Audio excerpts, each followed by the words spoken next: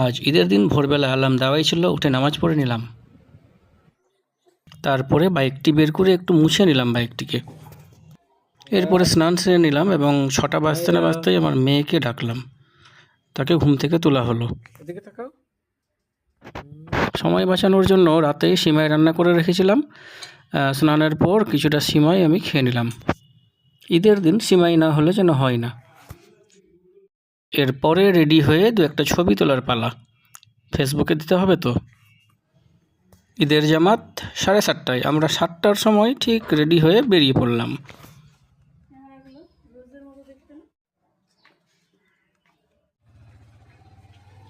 আমি প্রথমবারের মতো আজকে মিনি ভ্লগ ট্রাই করছি। যদি ভালো লেগে থাকে অবশ্যই আমার চ্যানেলকে সাবস্ক্রাইব করবেন এবং পাশে থাকবেন। সকাল সকাল রাস্তাতে ভিড় একদমই নেই, গাড়ি ঘোড়া সেরকম চালু হয়নি। দেখতে পাচ্ছেন মেন রোড একদম প্রায় খালি আছে। একটা বাস দেখলেন, স্টেট বাস এখন গেল।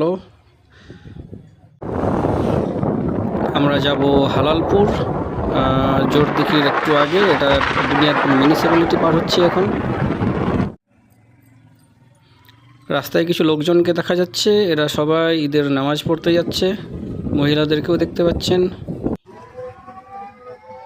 মিনিট 5-6-এর মধ্যে আমরা পৌঁছে গেলাম ঈদগাহতে। এই যে আমার মেয়ে হেলমেট খুলছে। কিছু সিকিউরিটি পার্সোনালকে দেখতে পাচ্ছেন, তবে ঈদের জামাতে এরকম কিছু ঘটনা ঘটে না। তবু প্রশাসনের ডিউটি, ওরা নিজের ডিউটি করছে। দেখতে পাচ্ছেন ঈদগাহতে প্রচুর লোক। এই যে পিছনে পর্দার ওপারে মহিলাদের জন্য নামাজের ব্যবস্থা করা হয়েছে। নামাজ শেষ হলো মোটামুটি 8টার সময়। তারপরে আমরা রওনা দিলাম কুশমন্ডির উদ্দেশ্যে। এখন সকাল 8টা বাজে। রাস্তা দেখছেন একদমই খালি, বাইকারদের মস্তানি এখনও চালু হয়নি, তাই খুব ভালোভাবে আমরা বাইক চালিয়ে যেতে পারছি। রাস্তা একদম খালি। দেখেন অনেক জায়গায় ঈদের জামাত শেষে লোকজন বাড়ি ফিরছে। এটা হাড়াহাড় কুশমন্ডি।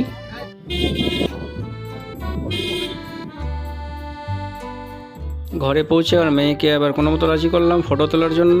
তারপরে চা, সেদ্ধ ডিম এসব খেলাম। খাওয়া দাওয়ার পর আমার মেয়েকে বাইকে করে একটু ঘুরতে বেরোলাম। তো এই হচ্ছে আজকে আমার মিনি ভ্লগ। যদি ভ্লগটি ভালো লেগে থাকে অবশ্যই লাইক করবেন এবং কমেন্ট করে জানাবেন কেমন লাগলো।